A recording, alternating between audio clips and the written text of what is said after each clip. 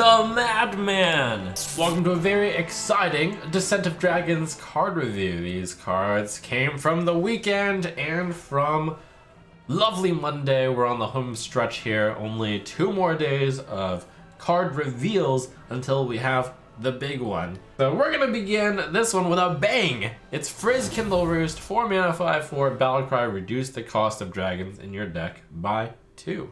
Are the Doomsayers correct? The OP Sayers?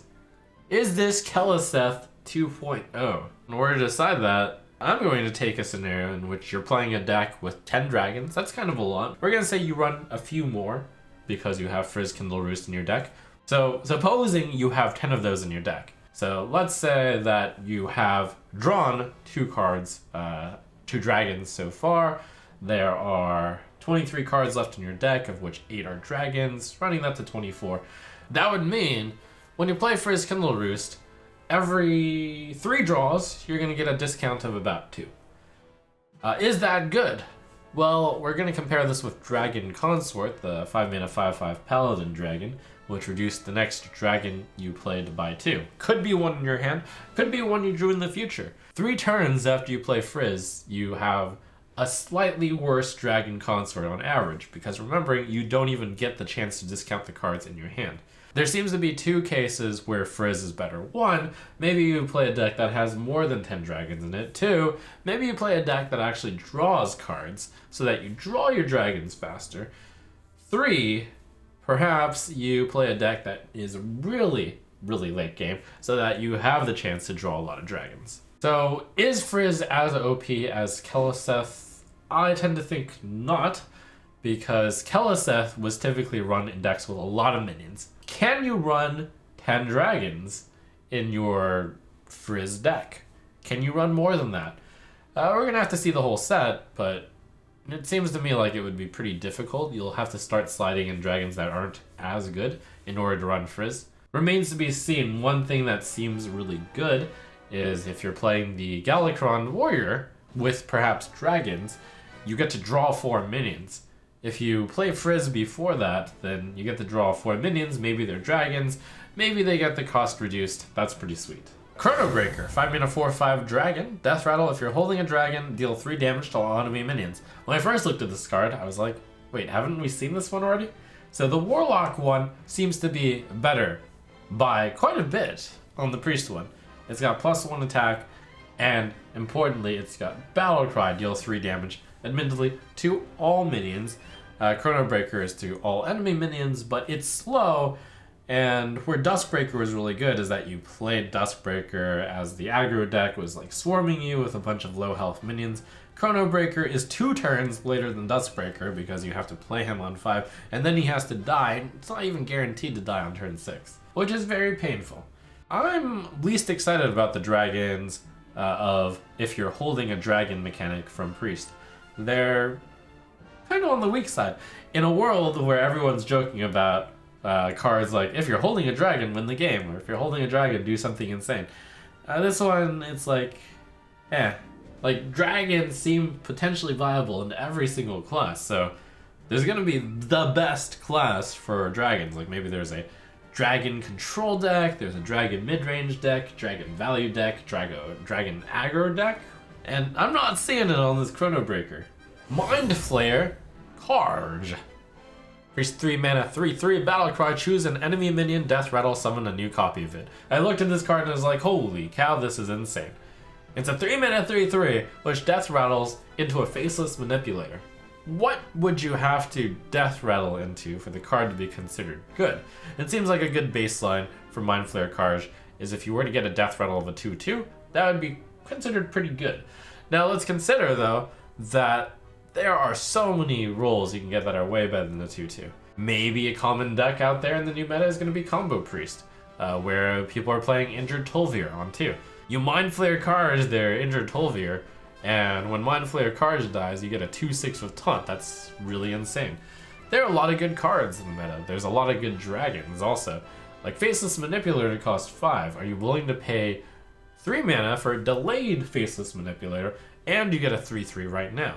But important is to realize if you just play it on their on-curve 2 mana card, Mind Flayer card is usually like really good as is. So perhaps you just play Mind Flayer cards in a tempo deck. Sometimes you know exactly what they're playing big value cards, maybe you change styles, you get value later on, perhaps even in a tempo deck. The way I kind of see this card is it's like Piloted Shredder, except it costs 3 mana instead of 4 mana, and I think if you approach the card from that perspective, Mind Flayer Karj looks to be very good and does slot into a deck that already exists, Combo Priest, which is the Tempo Priest pretty much. Hey, I recognize this card. It's the card I revealed. Stormhammer, 3 mana 3/2 hunter weapon, doesn't lose durability while you control a dragon.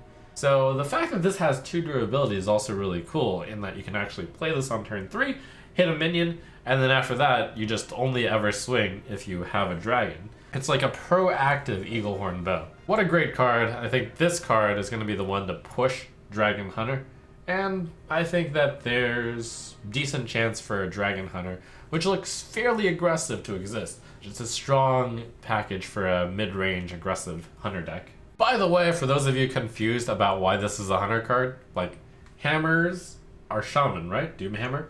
Lightning is Shaman, right? Well, lore fact on you. 2 lore facts.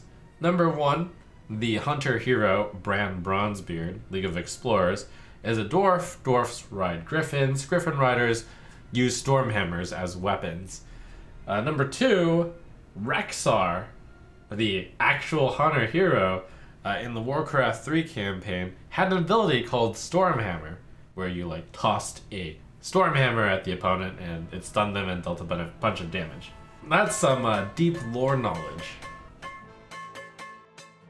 Where was I? Tentacled Menace, 5 mana 6/5 Battlecry, each player draws a card, swap their costs. Okay, so every set has its meme card. In theory, this is good in a control deck against an aggro deck because you'll have bigger cards, they'll have smaller cards. They draw a card that has a high mana cost, which isn't worth it. Your high mana cost card is replaced with their low mana cost card. But imagine a control deck specifically aiming at aggro decks with a 5 mana 6/5 play, which gives them fuel.